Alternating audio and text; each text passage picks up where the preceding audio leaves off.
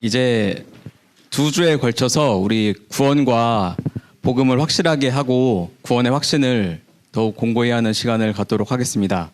그래서 오늘은 이제 암송과 분반은 없고 선생님이 강의하는 것만 잘 듣고 그 다음에 혹시 강의를 듣다가 궁금한 것들이 생긴다고 하면 오늘 나눠준 이 종이에다가 자유롭게 써주면 돼요.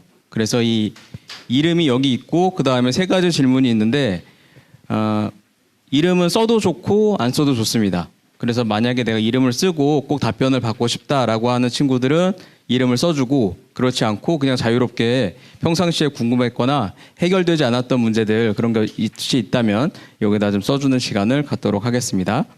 자, 끝날 때 내주시고요. 자, 오늘 첫 번째 날은 이제 내 젊은 시절의 내 창조자를 기억하라, 전도서 말씀이죠. 우리 12장 1절의 전도서의 말씀인데 이 창조에 대해서 다시 한번 생각해보는 시간을 가질 겁니다. 그리고 8월 21일 다음 주 일요일에는 그 예수 그리스도에 대한 신앙 고백이에요. 이것은 나의 주시며 나의 하나님이시다라는 고백인데요. 이 고백을 한 사람은 누구일까요? 도마가 의심이 많았잖아요. 근데 의심이 많았었는데 모든 그 증거를 다 이렇게 수집해 보고 그 다음에 옆구리의 그 창자국이랑 손의 그 못자국까지 확인을 하고 결국에는 예수 그리스도를 나의 주시며 나의 하나님이시다, 이신이다라고 고백을 한 내용입니다. 그래서 우리가 구원에 대해서 얘기를 할 때에는 단지 창조까지만 믿어서 구원이 되는 게 아니에요. 우리가 창조를 믿고 지적 설계를 믿는다고 하더라도 예수 그리스도가 나의 주시고 구원자이시라는 개인적인 고백까지 이르지 못한다면 우리는 멸망하게 되는 것입니다. 그래서 이번 그 강의의 목표는 정말 예수 그리스도를 인격적으로 만나는 데까지 오는 것이에요. 그래서 오늘 시간부터 한번 잘 들어보시고 그 다음에 궁금한 것들은 무엇이든지 좋으니까 다 질문해보는 시간을 갖도록 하겠습니다. 자, 선생님이 먼저 기도 드리고 시작을 할게요. 거룩하신 아버지 하나님, 감사를 드립니다. 오늘 중고등부 친구들이, 아이들이 모여서 이제 하나님의 복음을, 예수 그리스도의 복음을 듣게 하셨으니 감사를 드립니다. 참으로 저희가 하나님을 알지 못하고 지옥과 멸망 가운데에서 영원히 불탈 수밖에 없었던 자들임을 고백합니다. 우리의 죄들이 많고 참으로 저희가 원하지 않아도 저희 속에 죄성이 있어서 태어나면서부터 정말 많은 죄들을 물 마시듯이 하며 사는 자들임을 고백합니다. 그러나 하나님께서 저희를 사랑하시고 오직 주 예수 그리스도를 이 땅에 보내셔서 우리의 죄를 모두 대속하시고 이제 그 사실을 믿는 자들에게는 누구든지 이 구원의 선물을 주셨으니 감사를 드립니다. 참으로 하나님께서 하나님을 아는 지식과 예수 그리스도를 아는 지식을 이곳에 부어주시기를 원하옵고, 정말 이곳에 혹시라도 잃어버린 혼들이 있다면 이번 시간을 통해서 영원히 구원을 받는 그러한 역사가 일어날 수 있도록 역사하여 주옵소서. 주님, 역사하여 주시고 도와주시기를 원하옵고 우리의 구원자 주 예수 그리스도의 이름으로 기도드립니다. 순서는 이런 식으로 지금 진행을 할 거예요. 첫 번째는 오늘 주제인데 진화론과 창조론에 대해서 다시 한번 생각을 해보고, 그 다음에 다음 주는 창조주 하나님과 영원한 심판, 그리고 지옥에 대해서 우리가 다시 한번 생각을 해볼 거예요. 그리고 제일 중요한 3번째는 예수 그리스도와 영원한 구원에 대해서 우리가 해결을 받는 그런 시간을 다음 주까지 갖도록 하겠습니다. 여러분들, 이 시대를 예수님께서 어떤 시대와 같다라고 얘기를 하고 있죠? 그렇죠. 노아의 때와 또한 롯의 때와 같으리니 이렇게 말씀하셨어요. 그러니까 노아의 때와 롯의 때가 지금이랑 되게 같은데 그 때의 특징이 어떤 것일까요? 자, 노아의 때는 사람들이 먹고 마시고 장가가고 시집가고 이러고 있어요. 그리고 롯의 때는 먹고 마시고 사고 팔고 심고 건축하였으나 이렇게 말씀하십니다. 그런데 이 먹고 마시고 사고 팔고 심고 결혼하고 이런 것들이 나쁜 일일까요? 좋은 일이죠. 이거는 마땅히 우리가 해야 될 일이고 계속 우리가 해 나가야 되는 일상적인 일들이에요. 그런데 무엇이 문제였냐 하면 하나님에 대한 지식이 없었다는 것이에요. 그리고 아무런 관심을 두지 않고 있다는 사실이 문제였던 겁니다. 그래서 일상적인 일은 우리가 열심히 해야 되고 공부도 열심히 해야 되고 좋은 대학도 가야 되고 좋은 직장도 얻고 가정도 꾸리고 결혼도 해야 되고 이 좋은 것들을 많이 해야 돼요. 하지만 그런다고 해서 우리가 천국에 가는 곳은 아니죠. 왜냐하면 하나님에 대한 지식이 없으면 우리는 멸망할 수밖에 없습니다. 그래서 사람들은 제일 중요한 단어가 이제 알지 못하였다라는 단어입니다. 그래서 이거는 사람들이 하나님에 대해서 무지하다 보니까, 그리고 심판에 대해서 무지하다 보니까 그 노아의 날들에 그 홍수가 그 내리는 날 그 때가 돼서야 비로소 그 날이 돼서야 사람들이 알 수 있었다는 거예요. 그 하루 전까지도 몰랐었다는 거죠. 마찬가지로 그 불과 유황이 그 소돔에 쏟아질 때, 쏟아지기 전날까지는 아무런 일이 없다가 그 쏟아지는 날에 비로소 이 심판이 진짜였구나 하는 사실을 깨닫게 되었습니다. 이 땅에도 마찬가지예요. 지금은 아무런 문제가 없죠. 여러분들 학교 다니는데도 아무런 문제가 없고, 집에서 먹는 것도 문제 없고, 여러분들 뭐 공부하는데도 문제가 없어요. 하지만 정말 휴거가 이 세상에 닥칠 때, 혹은 우리가 개인적으로 죽음을 혹시라도 맞이하게 된다고 했을 때, 그때가 되면 그때는 이미 늦은 것이라는 것입니다. 그래서 정말 진지하게 이번 강의를 잘 한번 좀 들어보세요. 요즘에 그 무관심의 가장 큰 원인이 되고 있는 것이 뭐냐면 무신론이 많이 퍼지고 있기 때문입니다. 무신론.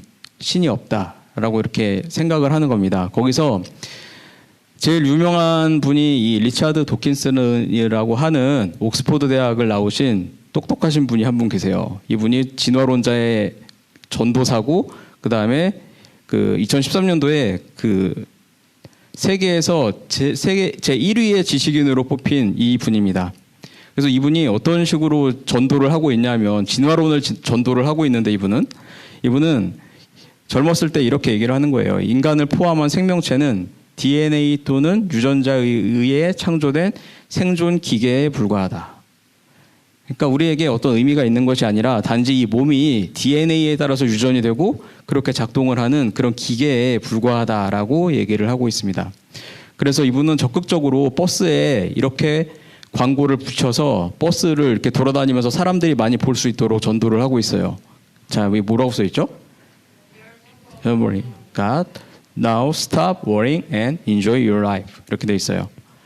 아마 신은 없을 것입니다. 그러니 고민하지 말고 인생을 즐기세요. 정말 사람들을 아주 편하게 그냥 달콤한 말로 그냥 약간 해방시키는 듯한 이런 말들을 하고 있는 겁니다. 그냥 즐기십시오. 아니 왜 교회에 나갑니까? 그 시간에 차라리 그냥 놀러 가지. 그냥 자기 인생을 즐기세요. 라고 이렇게 얘기를 하고 있습니다.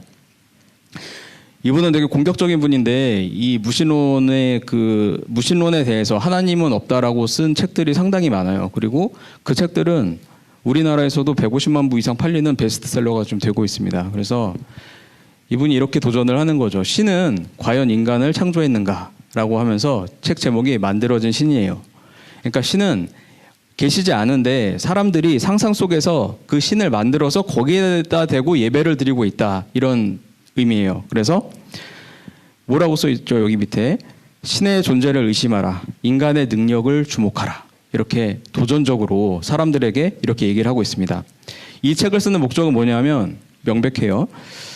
이 책이 내가 의도한 효과를 발휘한다면 책을 펼칠 때 종교를 가졌던 독자들은 책을 덮을 때면 무신론자가 되어 있을 것이다. 라고 얘기를 하고 있어요.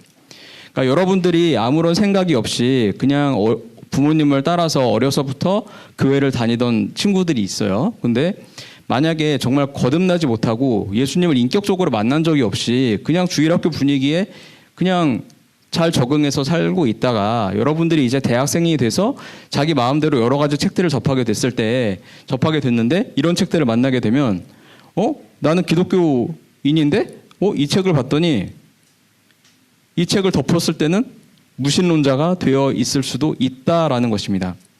이게 위험하기 때문에 제가 오늘 강의를 하는 거예요. 이 리차드 도킨스라는 분은 그 개인의 역사를 보면은 그 아버지는 믿는 분이셨고, 그 다음에 어머니는 유대교 쪽이셨고, 그 다음에 그 독실한 그 크리스찬 스쿨의 그 교육을 받던, 우리 같이 주일학교 같은 이런 독실한 그 선생님들의 교육을 받던, 그 교육을 받고 자랐던 분이에요. 근데 이제 여러분들 나이 때 이제 중학교 때나 고등학교 때 거기서 회의를 갖게 됐고 정말 하나님이 계신가라는 의문을 한번 갖더니 이런 식으로 나중에 적극적인 진화론자의 전도사가 되어 있었던 것입니다. 그래서 오늘 진화론과 창조론에 대해서 한번 여러분들이 학교에서 가장 많이 배우기 때문에 다시 한번 짚어보는 시간을 갖도록 할 거예요. 일단 진화론자들이 말하는 이 우주가 어떻게 시작이 되었는가, 그 오리진이 무엇인가라고 이렇게 생각을 했을 때 가장 그냥 기본적인 틀은 이런 틀이죠. 가장 먼저 뭐가 있었죠? 빅뱅. 이거를 지금 중학교 때 배우나요? 고등학교 때 배우나요? 고등학교. 네, 고등학생이 되면 이런 것들을 배우게 될 거예요. 그래서 빅뱅이 있었어요. 한 점이 있었는데 그것이 갑자기 폭발을 하더니 아주 급속하게 팽창을 한 거예요. 그래서 엄청나게 커지게 폭발을 했고 그 다음에 거기서 뭐가 생겼냐면 우리의 물질을 이렇게 이루려면은 원자랑 원소가 있어야 되거든요. 그래서 그것이 되려면 그리고 에너지가 있어야 돼요. 근데 그것을 어떻게든지 설명을 해야 되잖아요. 그래서 여기서 수소와 헬륨 가스들이 생겼다는 것이에요. 왜냐하면 그게 핵융합 반응을 통해서 에너지를 만들 수가 있거든요. 그래서 에너지가 필요하니까 원소와 원자가 저때 있었을 것이다. 그리고 이제 무질서한 그런 상태가 있었을 것이고 그것이 이게 점점 퍼져나가다가 점점 이제 별들이 서로 부딪히고 뭉치고 부딪히고 뭉치고 하다가 점점 이제 별들을 만들고 그 다음에 은하계가 생기고 태양계가 생기고 태양이 생기고 그 다음에 결국에 우리가 그 134억 년 후에 이제 우리의 지구가 생겼다라고 이렇게 말을 하는 겁니다. 여러분들의 과학 선생님들도 아마 이렇게 배웠기 때문에 이렇게 가르치고 있는 것이고 우리도 이렇게 아무 생각 없이 들으면 그럴듯한데? 라는 이런 생각이 좀 들 수밖에 없습니다. 그래서 다시 한번 이 순서를 좀 보면 이게 과연 진화론이라는 것이 과학이라는 탈을 뒤집어 쓰고 있는데 이게 실제로 과학인가 우리가 한번 좀 생각을 해봐야 돼요.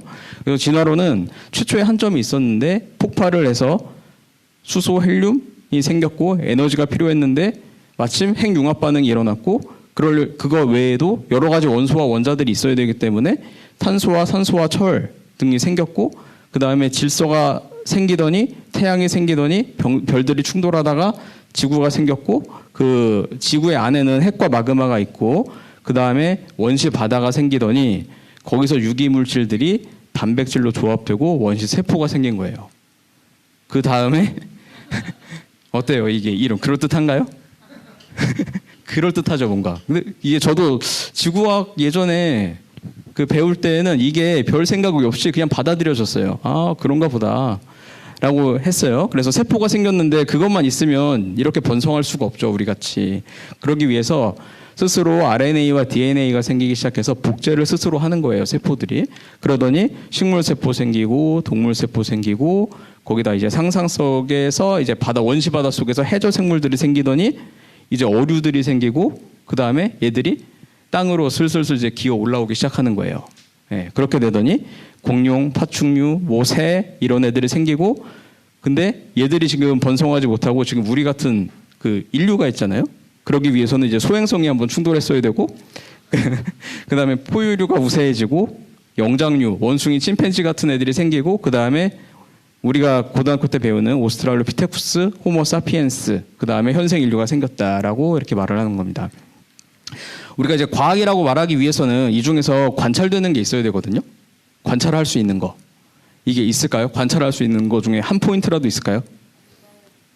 하나도 없죠. 관찰을 한 적도 없고 관찰 가능한 것도 없어요.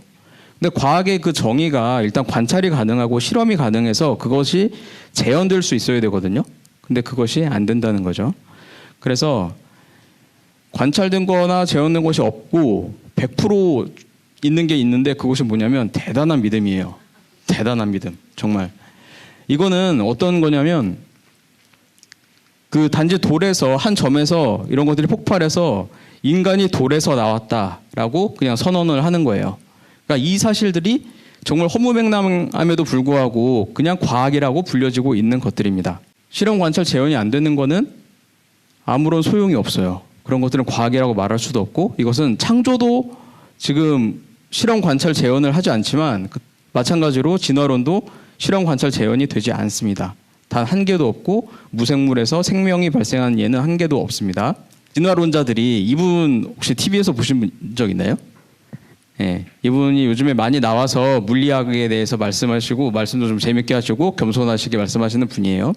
근데 그 이론 자체를 보게 되면은 지금 강연이 2019년도에 있었던 카오스 콘서트 하면서 변신 기원 이야기고 물질에서 생명으로 변신에 대해서 얘기를 하고 있어요. 그래서 물질에서 어떻게 생명으로 변신했는가에 대해서 이분이 얘기하는데 이분도 결국에는 뭐냐면 모른다는 거예요. 그러니까 아미노산이 있어야 되려면 수소, 탄소, 산소, 질소 이 네 가지 원소와 원자가 있어야 되는데 이게 어디서 왔는지 본인도 모르시는 거죠. 그렇기 때문에 에너지와 생명의 기원은 아마도 해저화산의 수소 에너지였을 것이다.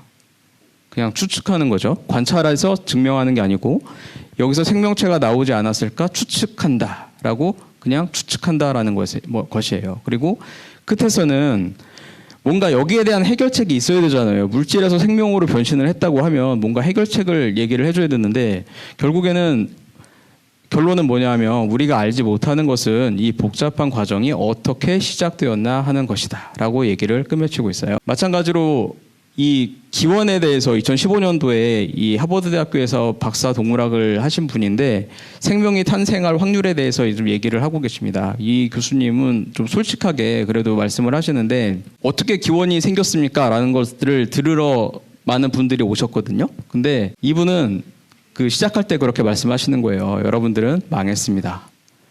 그러니까 그 기원을 들으러 왔는데 여러분들은 망했다는 거예요. 왜냐하면 나도 모르기 때문에 설명해 줄 수 있는 게 없다는 거예요. 이게 아무리 이렇게 하버드 대학교를 나왔지만 결국에는 알 수가 없다는 겁니다. 그래서 저는 오늘 생명의 기원에 대해서 드릴 말씀이 없습니다. 대학에서 생물학을 수십 년 가르쳤지만 생명의 기원 챕터에 대해서는 한 번도 가르쳐 본 적이 없다고 말씀을 하세요. 그리고 학생들한테 솔직히 이것에 대해서 나는 아는 것이 아무것도 없다라고 말을 하고 있습니다. 오히려 이것이 더 솔직한 고백이라는 생각이 좀 듭니다. 네. 관찰을 할 수 없다는 거예요. 그럼에도 불구하고 예전에 그 생명의 기원에 대해서 그 오리진을 증명하려는 시도가 많이 있었어요. 그 중에서 가장 유명한 실험이 이 밀러의 실험입니다. 이 밀러의 실험은 뭐냐면 이게 원시지구라는 거예요. 원시지구. 왜 이렇게 안 들어본 게 많죠?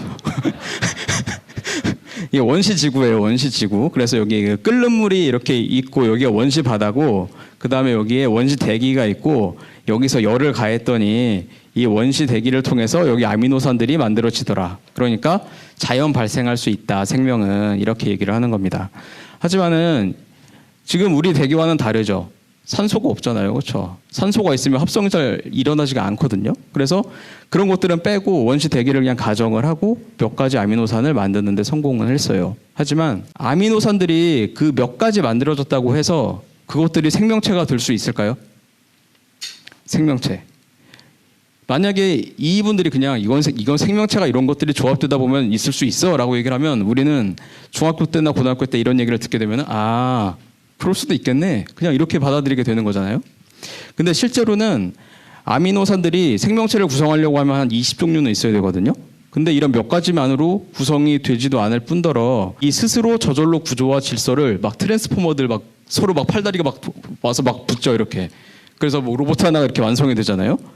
이렇게 될 수가 없다는 거예요. 실제 단백질이 완성이 되려면 이 아미노산이 이렇게 구슬같이 그 각기의 순서대로 1차 구조를 순서대로 짝짝짝짝짝짝 이렇게 만들어줘야 돼요. 이렇게 되고 그 펩타이드 구조를 이제 이 구조가 이 2차 구조로 나선 구조나 병풍 구조 같이 이렇게 이런 모양이 되고 그 다음에 이렇게 입체적으로 접히면서 3차 구조가 되고 이런 애들이 합쳐져서 4차 구조를 일으켜지면서 단백질 하나가 만들어지거든요. 그러니까 아무리 밀러의 실험으로 몇 개를 만든다고 해서 그것이 생명체를 만들 수 있는 그 경우의 수는 아무것도 없다는 것이에요. 0입니다. 네, 반드시 프로그램된 질서와 정보가 외부에서 주입되어야지 생명체가 일어날 수가 있어요. 우리가 흔히 생물학에서 보는 우리 DNA, RNA, 그 다음에 단백질이 만드는 순서인데 이게 DNA가 핵 속에 있죠. 그거를 이제 RNA를 통해서 세포 진로 전사를 하고 RNA가 이제 리보솜에서 단백질을 만드는 순서인데 이 순서가 RNA에서 이 3개씩 하나씩 정확하게 맞아 떨어져야지 하나의 아미노산이 지정이 돼서 나오는 거예요. 그래서 이거는 그 코딩되어 있는 것처럼 코돈이라는 것에 의해서 정확하게 프로그램된 상태로만 이렇게 나올 수가 있는 것입니다. 근데 이게 저절로 이렇게 우연히 된다 이렇게 말하는 것이 진화론이에요. 야고보서 2장 26절에 우리가 유명한 말씀인데 영이 없는 몸이 죽은 것 같이 이렇게 되어 있어요. 영이 없는 몸은 죽은 것이다. 우리에게 영혼이 있을까요, 없을까요? 영혼 당연히 있죠. 이것은 우리 양심에도 맞고 성경에도 맞고 실제 상황에서도 맞는 것이 영혼이 있다는 것이에요. 근데 진화론자들은 놀랍게도 영혼까지도 부정을 하는 거예요. 그럼 영혼이 없는데 우리가 어떻게 마음과 생각이 있고 이런 사고를 하고 감정을 느끼는가 라고 했을 때 그냥 신경 전달 물질이라는 이런 그냥 물질에서 나오는 화학 호르몬 때문에 우리가 그런 것들을 느낀다라고만 이렇게 얘기를 하는 겁니다. 그래서 그 정신과학 자체도 의학에서 정신과학 자체도 다 그런 개념을 가지고 모든 약물들이 만들어지고 있어요. 그래서 만약에 60조 개의 세포가 만약에 우리 몸을 조합하고 있어도 영과 혼이 없으면 결코 생명체가 될 수가 없습니다. 그래서 죽음을 만약에 우리가 보게 됐을 때 물리적인 몸에서 영과 혼이 분리가 되는 현상을 죽음이라고 얘기를 하는 거예요. 그렇다면 영과 혼은 어디에서 올까요? 하나님께로부터 오는 거죠. 예, 우리는 영혼을 만들 수가 없기 때문에 생명을 만들 수가 없는 거예요. 이게 할 수가 없고 말라기서 2장 15절에는 영의 여분을 가지신 하나님이시라고 말씀하고 있어요. 영의 여분을 가지신 하나님께서 우리에게 영을 주셔야지 우리가 이 몸을 가지고 있더라도 우리가 생명체가 될 수 있는 것입니다. 그래서 성경은 우리의 몸을 영과 혼과 육으로 이렇게 구성되어 있다고 말씀하고 있어요. 그래서 여러분들 돌아가신 분들을 본 적이 없었겠지만 돌아가기 바로 전에 있던 상태와 그 다음에 어떤 분이 바로 돌아가시고 난 다음의 상태를 우리가 보게 되면 뭐가 달라졌을까요? 피부색. 예, 그렇죠. 피가 더 이상 돌지 않으니까 창백해지죠. 예. 근데 더 이상 움직이지 않잖아요. 그러니까 예, 바로 사후에 직후에 보면은 모든 것이 다 그대로 있잖아요. 단백질도 있고 탄수화물도 있고 혈액도 있고 모든 것이 뇌도 있고 심장도 있고 그대로 있지만 돌아가시자마자 아무런 작동을 하지 못하는 이런 상태가 돼버립니다. 이거는 생명이 정말 이 몸만 가지고는 안 되고 영과 혼이 있어야 된다는 사실을 증명하고 있어요. 이건 유명한 실험인데 우리의 그 파스테르의 실험 이것도 들어봤죠? 안 들어봤군요. 예. 예, 생명은 생명에서 나온다는 실험이에요. 그래서 그렇죠.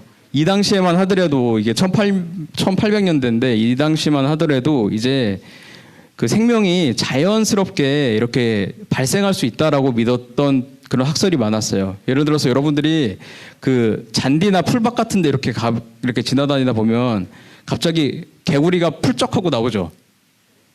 그러니까 그 풀쩍하고 나온 그 개구리가 어디서 왔냐 이거예요. 진화론자들은 그것이 풀밭 가운데서 어디선가 그것이 생겼다고 말을 하는 거예요. 어디선가 자연 발생돼서 생명이 나왔다. 정말 그것을 믿고 있었던 때가 지금 1800년대거든요.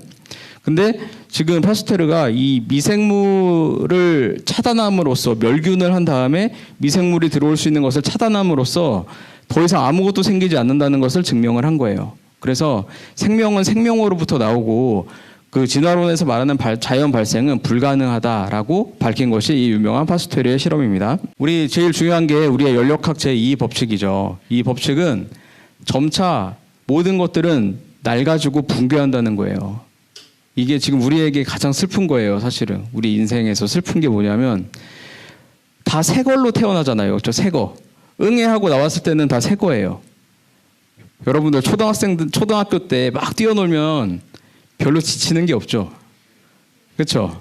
그냥 모르잖아요. 그렇죠? 한숨 자고 나면은 그냥 개운하고 정말 다 새 거라서 그래요. 근데 점점 이게 처음에는 그 좋은 상태에 완전한 상태에 있다가 점점 이렇게 그 아담의 타락 이후로 이런 식으로 점점 무너져 내려가는 게 이 모든 우주의 지금 현상들이에요. 그리고 선생님 몸도 그렇고 여러분들의 몸도 그렇고 지금 당장은 질서를 유지하고 있잖아요.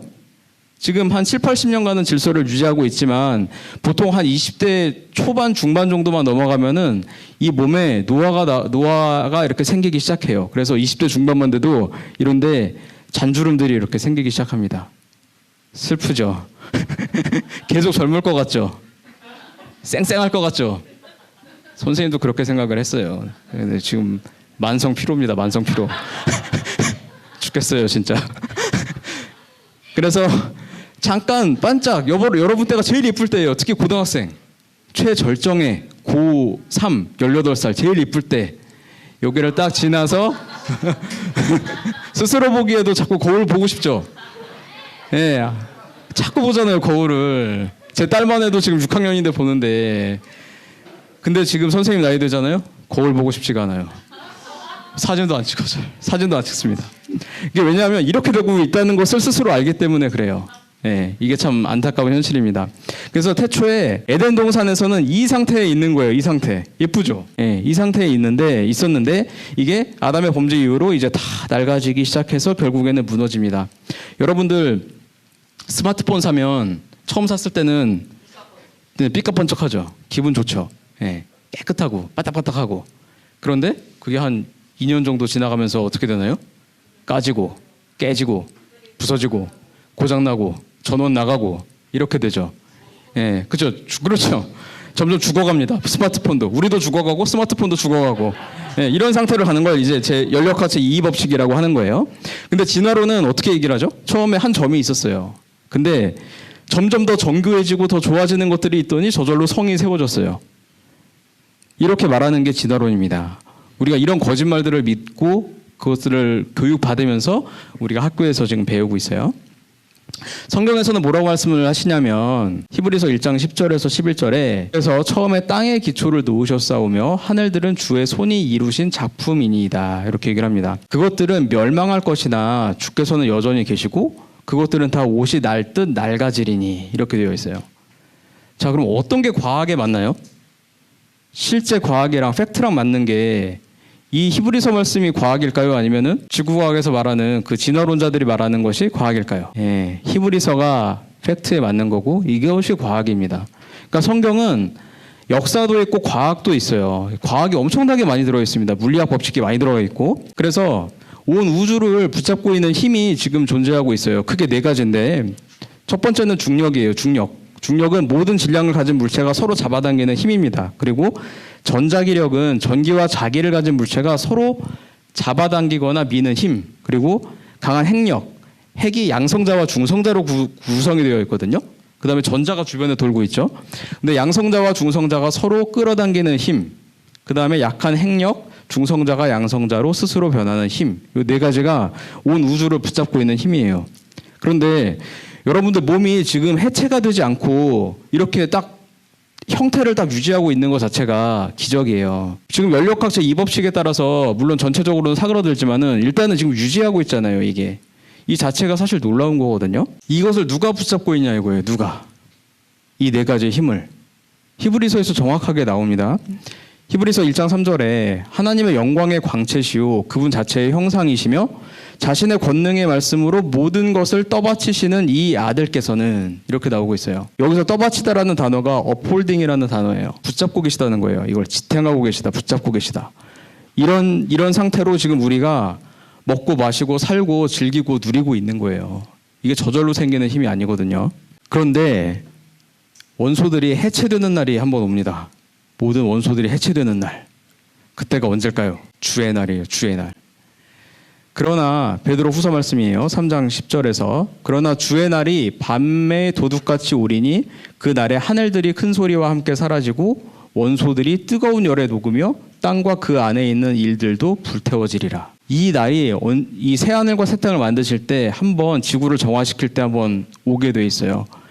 그러면서 그런즉 이 모든 것이 해체되리니 해체될 것인데 너희가 어떤 사람이 되어야 마땅하겠느냐. 거룩하게 살아야 한다. 이 말씀을 하고 계시는 거예요. 지금 이게 이 허망한 게 뭐냐면 이 진화론에서 죽음에 대해서 지금 물어보는 영상을 선생님이 봤는데 이 제목이 뭐냐면 죽음 이후에 세계가 있다고요?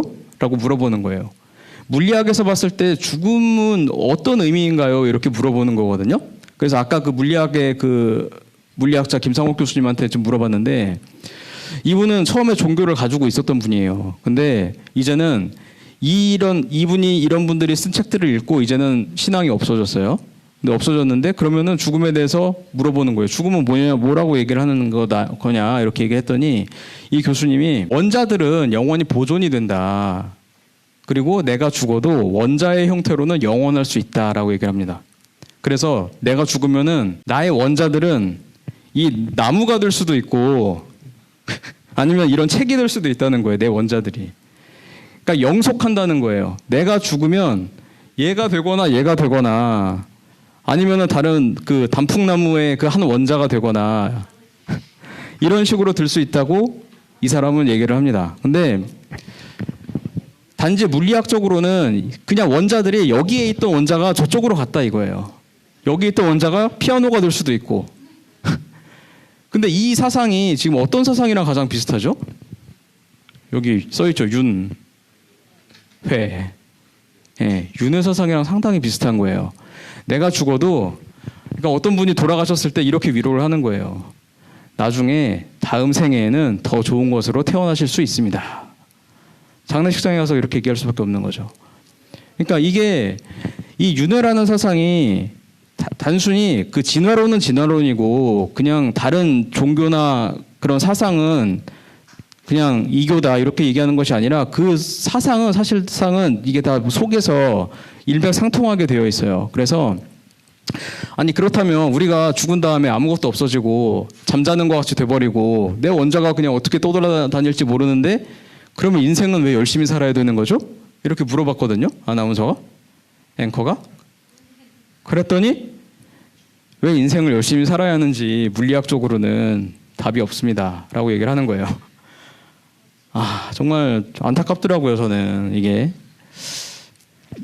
이런 교수님들이 자 이제 본격적인 제일 중요한 거 이 교수님들이 무엇을 보고 자랐을까요? 중학교 고등학교 때 그리고 대학교 때 무엇을 보고 저런 식으로 사상이 생각체계가 저렇게 바뀌었을까요? 라고 이렇게 생각을 해보면 가장 크게 영향을 미친 것이 역시 찰스 다윈의 종의 기원이에요. 찰스 다윈이 왜 그렇게 진화론을 열심히 공부했을까? 제가 여기서 이번에 많이 좀 찾아보면서 좀 느낀 건 뭐냐면 이 찰스 라이엘이라는 사람의 지질학의 영향을 받았어요. 찰스 라이엘은 이제 그 오랜 세월에 걸쳐서 이제 그 퇴적층이 쌓이면서 거기에 화석들이 그 순서대로 이렇게 발생을 한다라고 말을 했던 건데 여기에 그게 되게 마음에 들었어요. 지금 그 탐사 여행을 하면서 그 책을 읽었거든요.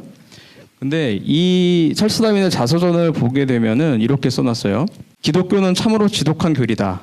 내 아버지와 형제들, 거의 모든 내 절친한 친구들이 포함된 불신자들이 신에게 하나님에게 영원히 처벌받는다면 말이다. 이렇게 썼어요. 그러니까 다윈은 의학과 신학을 공부했던 사람이거든요.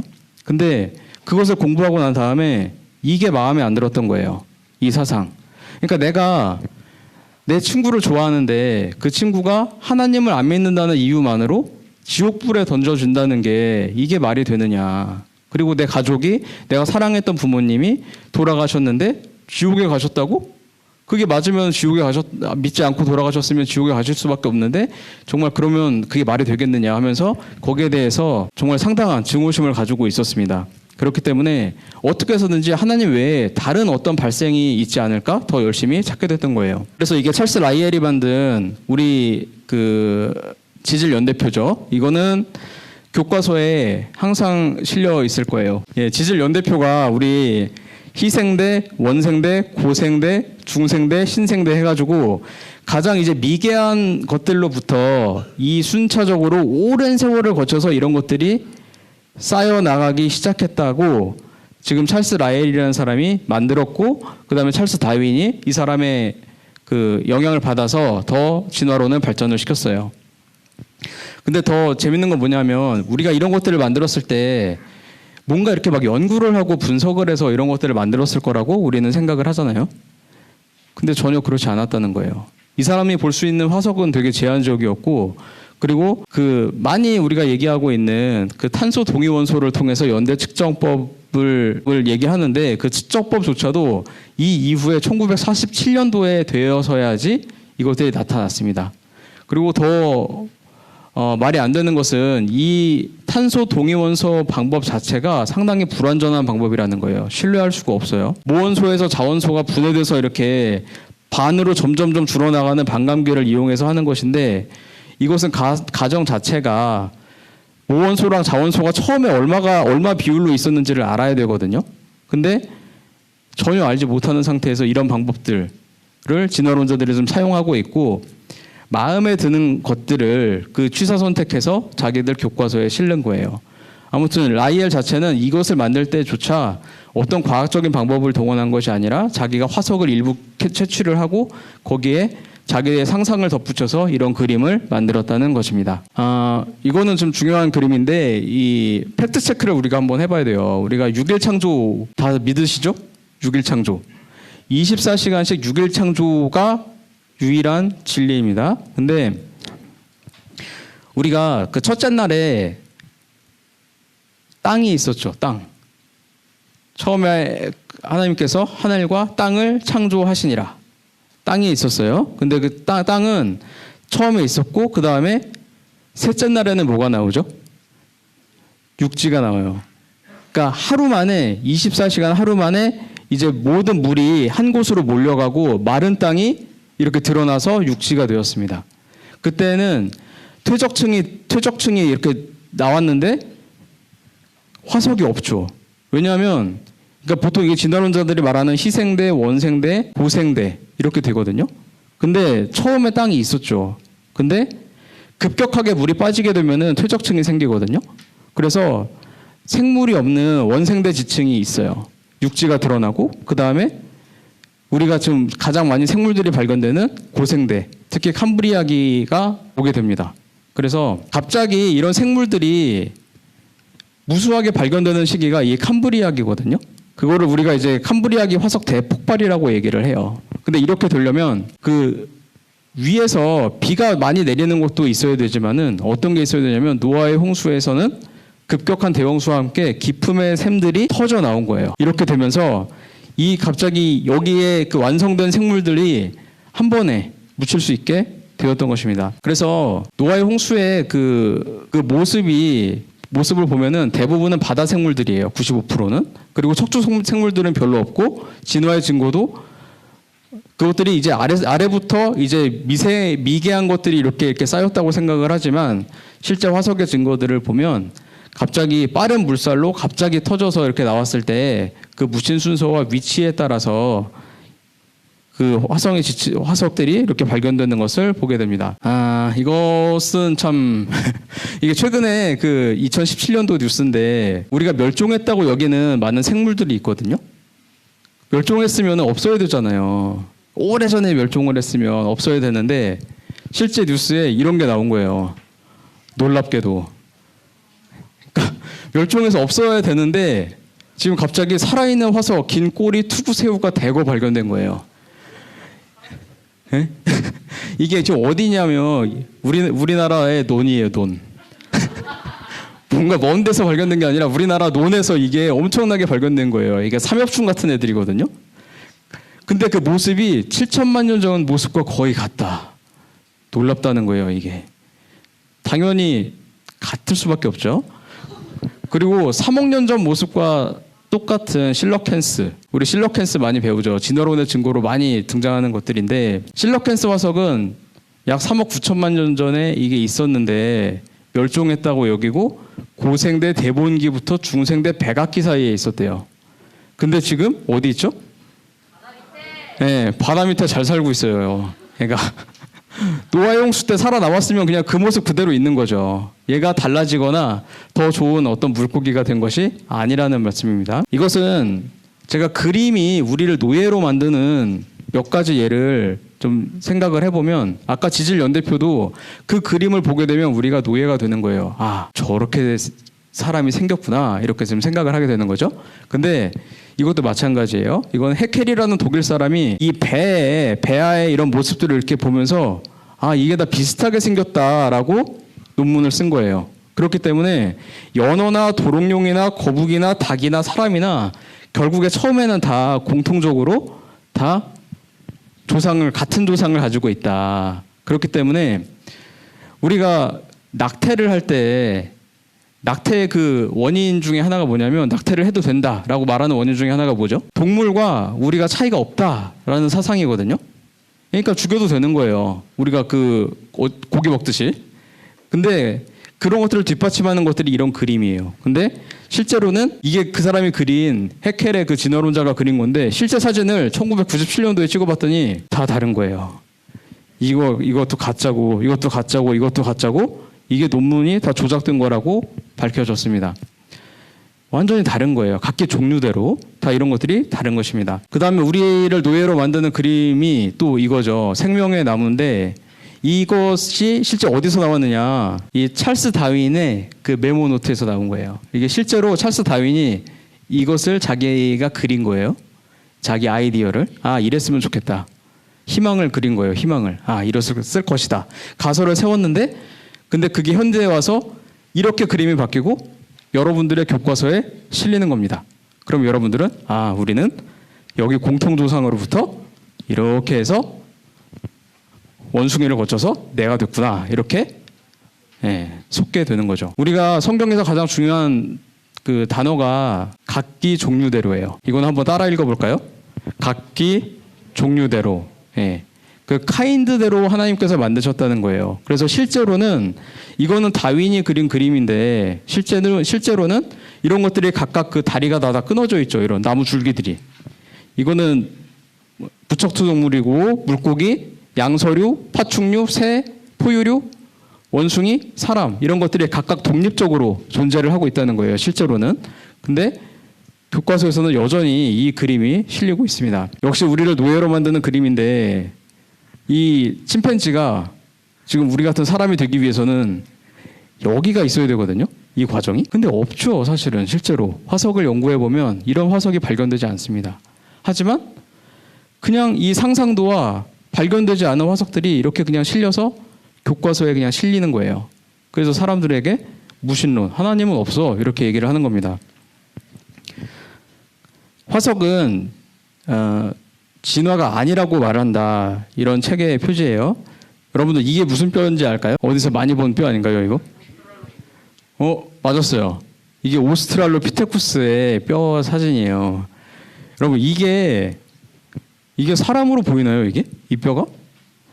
이거는 100% 원숭이 뼈거든요, 그냥. 근데 이것을 가지고 인류의 공통 조상이라고 얘기를 한 겁니다. 더 재밌는 건 뭐냐면 그 다윈이 어떤 그 인류의 공통조상 화석들을 무수히 많이 관찰한 다음에 종의 기원을 썼을 것 같은 그런 우리가 그런 생각을 하잖아요. 그런데 실제로 보면은 종의 기원이 언제 나왔냐면 1859년도에 나왔어요. 근데 자바 원인이 최초에 보고됐을 때가 언제냐면 1891년도예요. 그러니까 우리는 이것을 그 찰스 다윈이 이런 것들을 많이 보고 이걸 썼을 거라고 생각을 하잖아요. 근데 실제로는 이걸 먼저 쓰고 거기에 영향을 받은 이것을 믿는 사람들이 이런 것들을 만들어내는 거예요. 순서가. 실제로 어땠었냐면 뼈 조각 몇 개나 이빨 몇 개만 있으면 우리는 인류를 하나 만들어낼 수가 있는 거예요. 그냥 진화론자들은. 그래서 실제로 오스트랄로피테쿠스는 원숭이였고 그 다음에 필트다운 사계극이라고 해서 이 원숭이 턱뼈랑 사람 두개골을 조합을 한 다음에 이렇게 가공을 해가지고 필트다운맨을 만들었어요. 그리고 네브라스카인이라고 해서 돼지 이빨 한 개로 새로운 인류가 그냥 만들어지기도 하고요. 그 다음에 네안데르탈인, 곱추 이렇게 등이 굽으신 분들 있잖아요. 그런 뼈를 가지고 그냥 사람인데 공통 조상이라고 얘기를 하기도 하고 크로마뇽인 같은 이런 사람을 가지고 그냥 공통 조상이라고 얘기를 하는 겁니다. 만약에 그 원숭이와 사람 간의 그 중간 단계가 있다면 그 중간 화석이 광범위하게 되게 많이 발견이 돼야 되잖아요. 근데 단 한 건도 그런 게 없다는 거예요. 이런 거 한두 개 가지고 그냥 발표를 하면 이게 바로 인정을 받는 것이 과학계의 현실입니다. 이것은 실제로 그 발견된 뼈의 부분들이고 이런 것들은 없는 거예요. 그러니까 이쪽은 없고 저쪽도 없는데 그냥 하나의 전체 완성된 형태의 그림이 나오게 됩니다. 필트다운맨 같은 경우에도 여기는 침팬지의 턱이 있고 그 다음에 나머지는 플라스틱이고 거기다가 사람 두개골을 붙여가지고 사람의 공통 조상이다 이렇게 발표를 했는데 이게 다 성공을 했던 거예요. 사람마다 이게 부분 발견이 되잖아요. 그래서 부분 발견이 돼가지고 그것을 화가들한테 맡기면 오스트랄로피테쿠스 이렇게 해서 만약에 검색을 하면은 구글에서 이렇게 나와요. 화가들마다 그 상상도가 자기가 상상하는 거에 따라서 얼마든지 다른 모양의 원숭이나 인간들의 모습이 되게 많이 나오는 거예요. 지금 이런 상태로 나오고, 그 다음에 우리가 돌연변이 문제에 대해서 한번 좀 생각을 해봤으면 좋겠어요. 여러분들 이 영화 본 적 있죠? 엑스맨 퍼스트 클래스 본 적 있죠? 이게 선생님도 되게 재밌게 봤는데, 여러분들 이 초능력, 이분은 텔레파시하고 뭐죠? 이분 저기 쇠 금속 움직이고, 그 옆에 여자분은 유리 같이 몸을 하고, 그 다음에 저기 모양 바뀌고 날아다니고 시간 갑자기 다른 곳으로 움직이고, 엄청 좋은 것들이잖아요. 다들 이렇게 되고 싶잖아요, 사실은. 근데 우리가 이런 것들을 바란다고 해서 이런 것들이 생기나요, 우리에게? 아니면 생기고 있는 사람이 있나요? 없죠. 우리는 다 날고 싶단 말이에요. 근데 막 날고 싶다고 해서 내가 막 등에다가 막 이렇게 한다고 해서 진화론이면 날개가 조금씩 돋아나야 되잖아요. 근데 안 생긴다는 거예요. 그런 날개들이 안 생겨요. 좋아지지가 않습니다. 돌연변이라는 거는.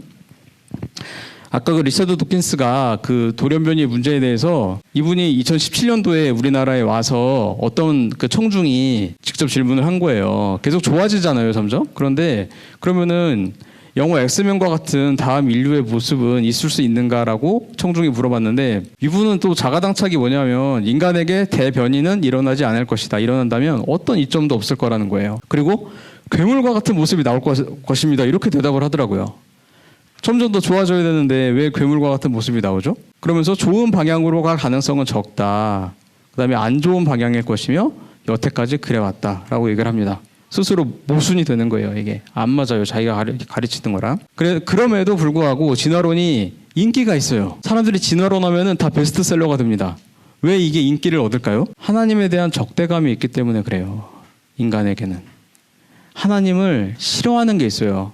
태어나면서부터 내 마음대로 살고 싶은 그런 마음, 그리고 신에 대한 적대감, 이런 것들이 있는 겁니다. 그러니까 내 위에 나를 만든 존재가 어떤 메이커가 있다는 사실이 싫은 거예요. 그냥 나는 내 마음대로 도덕적인 어떤 그런 판단을 받지 않고 마음대로 죄를 짓고 살고 싶어요. 근데 하나님이 계시다고 하면 어떻게 되는 거죠? 나는 지옥에 갈 수도 있는 거잖아요. 그러니까 이런 것들이 싫기 때문에 결국에는 진화론을 선택해야지 내가 지옥에 가지 않고 내 마음대로 살 수 있게 되는 겁니다.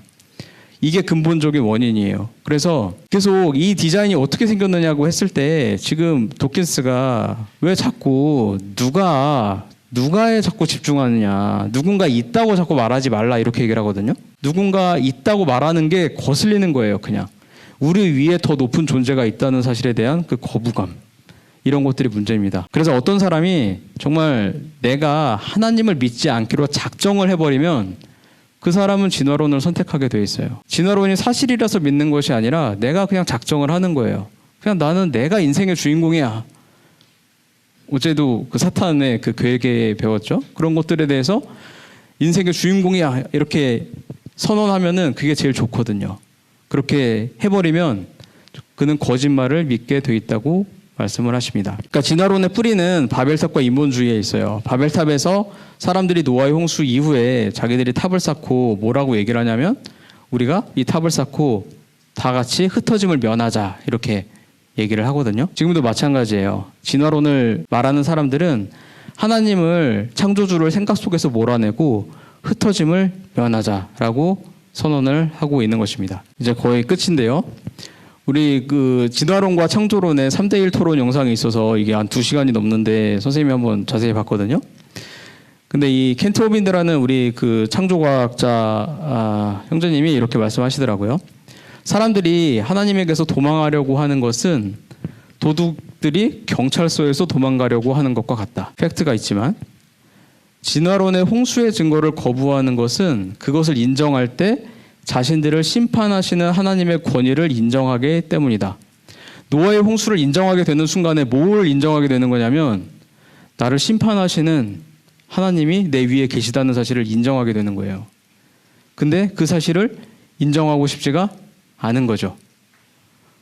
그래서 사람들이 진화론을 믿는 이유는 거기에 어떤 증거가 있어서가 아니라 자신의 죄 때문이다라고 결론을 맺고 있습니다. 그래서 정말 우리가 이 죄 때문에 우리가 진화론을 믿는 거고, 죄 때문에 우리가 하나님을 거절하는 거예요.